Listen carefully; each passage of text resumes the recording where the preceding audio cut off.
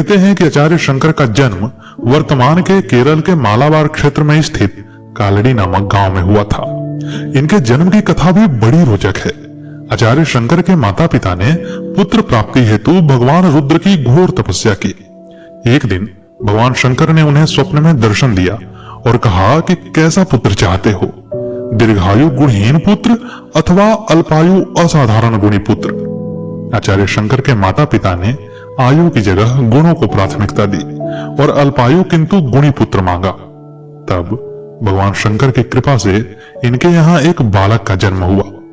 भगवान शंकर की आराधना करने के फल स्वरूप ही इनका जन्म हुआ था, इसलिए माता पिता ने नाम रखा शंकर। 3 वर्ष की अल्पायु में ही शंकर के पिता का देहांत हो गया और फिर माता ने ही पालन पोषण किया। बालक शंकर की मेधा इतनी असाधारण थी कि केवल 6 वर्ष की अवस्था में ही उन्होंने सभी वेदों, पुराणों और शास्त्रों का ज्ञान प्राप्त कर लिया।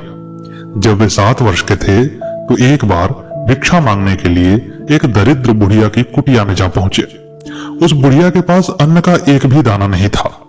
उसने अपने घर में पड़े हुए आंवले के एक फल को बालक के हाथों में रख दिया और कहा कि भिक्षा के नाम पर उसके पास देने के लिए बस यही है। बुढ़िया की गरीबी को देखकर उस 7 वर्ष के बालक का हृदय द्रवित हो उठा और उस बालक ने तुरंत ही लक्ष्मी स्तोत्र की रचना की। उस स्तोत्र से माता लक्ष्मी इतनी प्रसन्न हुई कि उस बालक के कहने पर बुढ़िया को धन्य धान्य से भरपूर कर दिया। 8 वर्ष की आयु में बालक शंकर ने संन्यास लेने का निश्चय किया, किंतु संन्यास ग्रहण करने के बीच में इनकी माता एक अवरोध की तरह थी। वे कभी नहीं चाहती थी कि जिस पुत्र को उन्होंने इतनी प्रार्थना के बाद प्राप्त किया है और जिसे पिता के निधन के बाद इतने जतन से पाला और पोसा है, वो सन्यासी हो जाए। इससे शंकर धर्म संकट में पड़ गए, क्योंकि वे माता की अवज्ञा भी नहीं करना चाहते थे और सांसारिक बंधनों में बंधकर भी नहीं रहना चाहते थे। लेकिन कहते हैं कि इसी के लिए भगवान ने एक बड़ी ही सुंदर सी लीला रची। एक बार बालक शंकर अपने माता के साथ नदी में स्नान कर रहे थे। माता किनारे पर बैठी कपड़े धो रही थीं और बालक शंकर नदी की बीच धारा में किलोल कर रहे थे। तभी बालक शंकर के पैर को एक मगरमच्छ ने पकड़ लिया। उनके बचने का कोई भी रास्ता नहीं दिख रहा था। अपने अंतिम समय में बालक शंकर ने चिल्लाते हुए कहा कि मां, मुझे अब तो सन्यास की अनुमति दे दो। मेरा अंत समय आने वाला है, मैं कुछ क्षण सन्यासी के रूप में जी लूं। माता के पास कोई चारा नहीं था। उन्होंने बालक को सन्यास लेने की अनुमति दे दी। लेकिन तभी एक आश्चर्यजनक घटना घटी। उस मगरमच्छ ने बालक के पैर को छोड़ दिया, लेकिन तब तक आचार्य शंकर को सन्यास की अनुमति मिल चुकी थी। अपनी माता से बिछड़ने से पूर्व उन्होंने उन्हें सांत्वना देते हुए कहा कि माता, तुम दुखी ना हो, तुम्हारी कृपा छाया तो मेरे ऊपर सदैव बनी रहेगी। मैं वचन देता हूं कि तुम्हारे निर्वाण से पूर्व मैं तुम्हारे पास लौट आऊंगा और अपने पुत्र धर्म के सभी दायित्वों का निर्वहन करूंगा।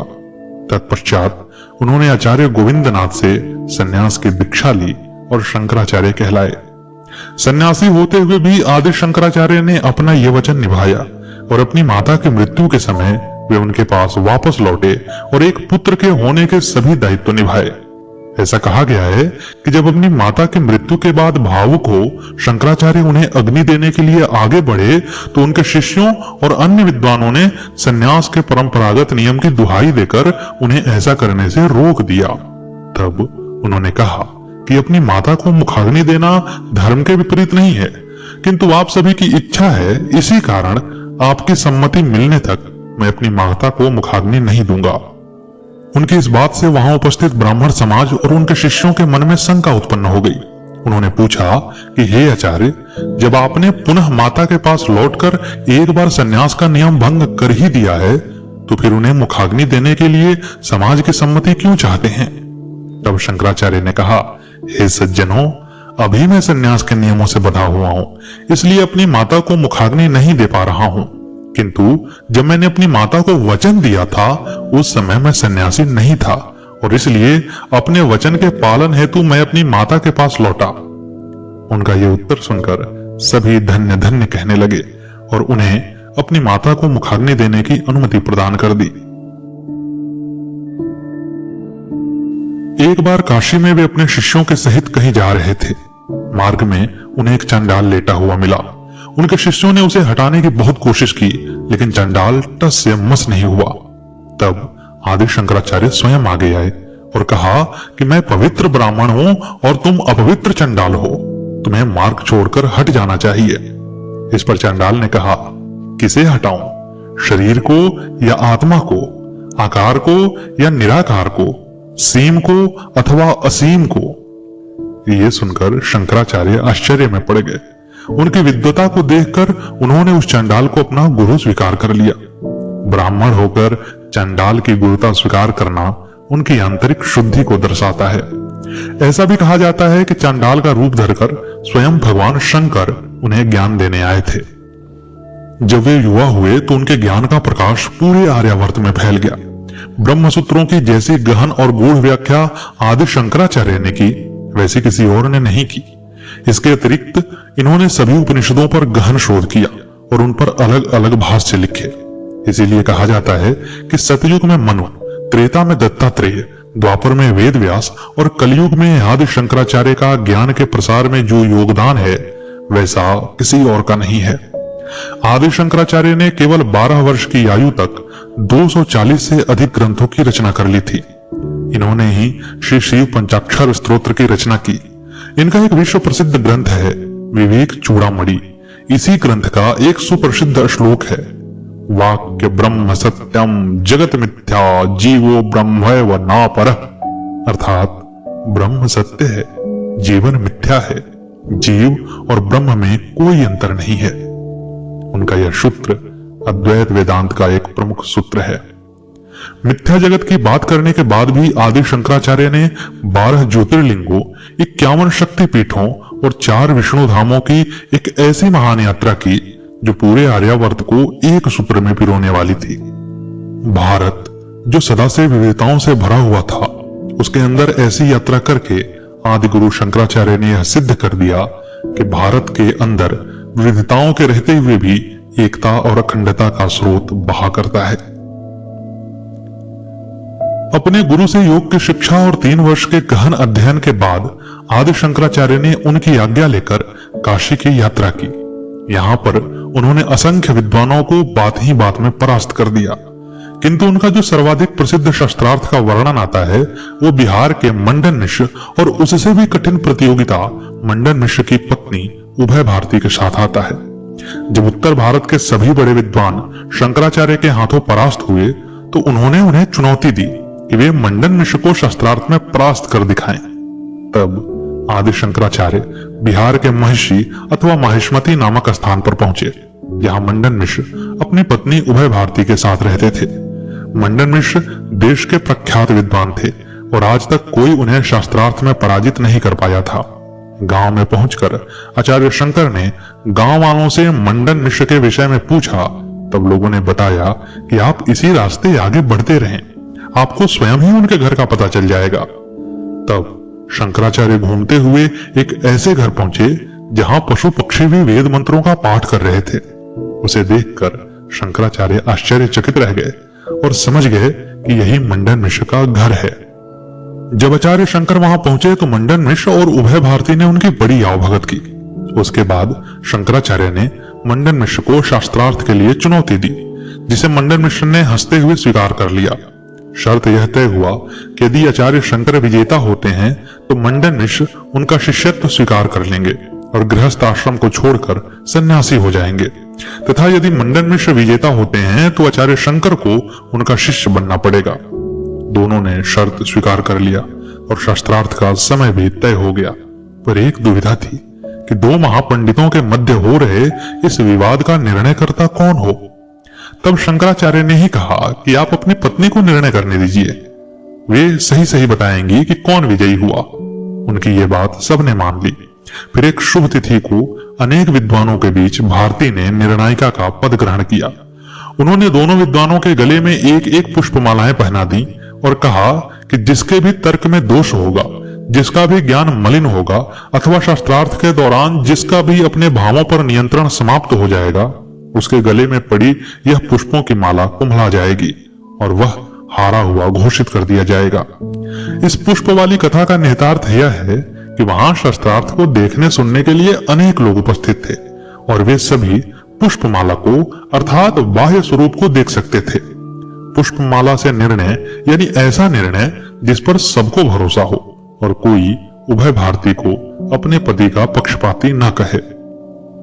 कहीं कहीं इस कथा का जिक्र ऐसे भी आता है कि उभय भारती ने वह माला अंतिम दिन पहनाई थी और उसी दिन निर्णय हो गया था। इसके बाद आचार्य शंकर और मंडन मिश्र का शास्त्रार्थ प्रारंभ हुआ। आज से पहले किसी भी विद्वान को परास्त करने में शंकराचार्य को अधिक समय नहीं लगा था, किंतु मंडन मिश्र अद्वितीय थे। दोनों को शास्त्रार्थ करते हुए 3 महीने और 16 दिन का समय बीत गया, किंतु कोई निर्णय नहीं हो पाया था। कहा जाता है कि आचार्य शंकर भगवान शंकर के ही अवतार थे और वही मंडन मिश्र को ब्रह्मा जी का अवतार माना जाता है। साथ ही उभय भारती को सरस्वती देवी का अवतार माना जाता है। इसे हम ऐसे भी समझ सकते हैं कि आचार्य शंकर के मत का मार्ग ज्ञान मार्ग है, जो योगियों के लिए ही सरल है और आदि योगी हैं भगवान शिव, इसलिए आचार्य शंकर को भगवान शंकर का अवतार माना गया। वही मंडन मिश्र जिस वाद को लेकर के शास्त्रार्थ में उतरे थे वह लोक मत या कर्मकांड था। कर्मकांड का उदय लोक से होता है, लोक सृष्टि से आता है और सृष्टि के रचयिता ब्रह्मा जी हैं। और वहीं जो इतने बड़े महापंडितों के विवाद का निर्णय दे उसे मां सरस्वती के अवतार के अलावा और क्या कहा जा सकता है। जब शास्त्रार्थ करते हुए 3 महीने और 16 दिन बीत गए तो एक दिन मंडन मिश्र के गले में पड़ी हुई माला कुम्हला गई, क्योंकि तर्क के दौरान उन्हें क्रोध आ गया था। उसी क्षण उभय भारती ने अपने पति को हारा हुआ घोषित किया। उन्होंने कहा कि आपकी माला कुम्हला गई है, आपके भावों पर नियंत्रण नहीं रहा, आपके तर्क समाप्त हो गए हैं और इसलिए आप हार जाते हैं। तब तक मंडन मिश्र ने भी आचार्य शंकर के प्रभाव को जान लिया था। उन्होंने अपनी पराजय स्वीकार करते हुए कहा कि हे भगवान, अब मैंने आपको जान लिया है। आप संसार के कारणभूत हैं, समस्त विशेषों से रहित हैं। ज्ञान मात्र स्वरूप होते हुए भी आपने अज्ञानियों के उद्धार के लिए ही यह शरीर धारण किया है। वस्तुतः आप शरीर से रहित हैं। हे आचार्य, कर्म रूपी यंत्र पर चढ़कर मैं तप, शास्त्र, घर, स्त्री, पुरुष, भृत्य तथा धन आदि में अभिमान रखकर संसार रूप कूप में गिरा हुआ था। उससे आपने मेरा उद्धार कर लिया। पूर्व जन्मों में अर्जित अनंत पुण्यों के प्रभाव से मैंने आपके दर्शन का सौभाग्य प्राप्त किया है तथा आपसे शास्त्रार्थ किया है, अन्यथा यह सब कैसे हो सकता था। अब मैं अपने पुत्र, स्त्री, घर, धन, गृहस्थाश्रम, कर्तव्य, कर्म इन सब को छोड़कर आपके चरण की शरण में आता हूं। कृपया मुझे तत्व का उपदेश कीजिए, मैं आपका सेवक हूं। इस प्रकार जब बुद्धिमान मंडन मिश्र जी ने विनीत तथा मधुर शब्दों से आचार्य श्री शंकर का वर्णन किया, तब जितेंद्रिय श्री शंकर ने मंडन पर दया दृष्टि करते हुए उनकी स्त्री की ओर देखा। आचार्य के आशय को समझकर उभय भारती बोली, हे यतीन्द्र, मैं आपके अभिप्राय को समझती हूं।